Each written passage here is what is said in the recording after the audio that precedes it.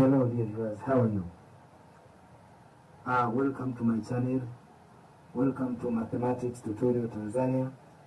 I am Moody Economics, and today let us see how to prepare the balance sheet. In order to prepare the balance sheet, you should be able to determine assets and liability. That is very important. You must be able to categorize among the given data like this one. This data is here.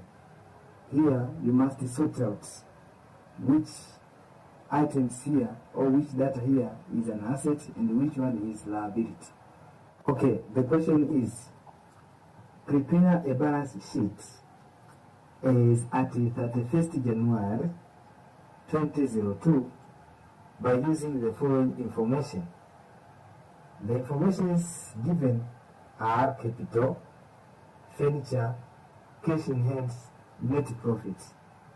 Now, mind you, due to the presence of capital, net profit, and drawings, here we must find the so-called net capital.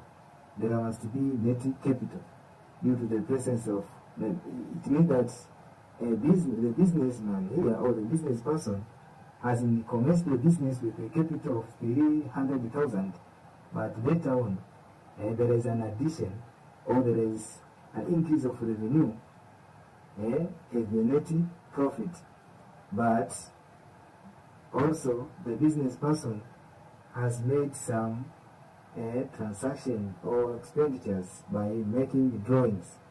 So there is a formula for finding the net profit.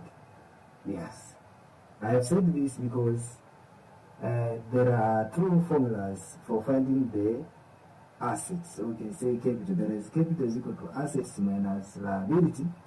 But if in the data given or in the information given there is the presence of the already net profit or drawings, it means that we are not going to use the first formula, but the latter, which is net capital.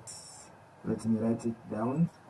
As I have said, in order to judge or to know the financial position of the business by using the balance sheet, we must know the relation between net capital, assets, and the liability. And the relation is that the difference between assets and the liabilities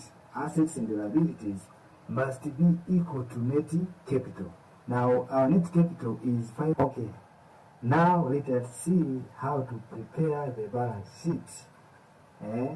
First of all, we must write the title, which normally is given from the question, that is the balance sheet is at 31st January 2002. That title, you can draw such a table with just two columns. The first one showing the details, that means all the data given or information from the question, while the other column will be for amount. And the first information to write in your balance sheet is normally the fixed assets. Fixed assets are those properties owned by the business that can stay for a very long time, that is more than a year. And these properties normally they are owned here. We can say furniture is among of fixed assets. Another one which can stay for a long time is, another one can be this one, machine. Yes, and the last fixed asset according to this information is land and buildings. So in that column of the fixed asset, I'm going to write these 3 items. Now, after sorting the fixed assets, let us means they can be used as the source of production for a very short time, and this includes we have the capital, that is another one can be this one, closing stock. Okay, another fixed asset, current asset is the debtors. The debtors, these are your customers who owns money, owns money for you. That's why we are saying that the debtors also can be considered. Okay, now we have the total assets. Total assets, which is 860,000. It is obtained by just taking the sum of these. According to our formula, we have seen that net capital is equal to total assets minus total liability. So the ready minus total liability. So now I'm going to find the total liability by first of all sorting out those. The long-term liability, these are the debts payable at a longer period of time. That can be more than a year. So now, but after that, now we can say, among these data, which one do you think is a debt? You can see this one, this loan from bank. Loan from bank. This can be considered as for a very long time. So that is a loan, that is a long-term liability, loan from bank. So let me write it down. So by definition of the long-term liability, we think that we can say that only loan from NMB bank is long-term liability. So there is no another data here that can be considered as the long-term liability. Now let us come to the current liability. Current liability, these are the debt to be paid within a very short time. For instance, this debt can be paid even within a year. By doing so, we can take the following and pay them. That is what we call the creditors.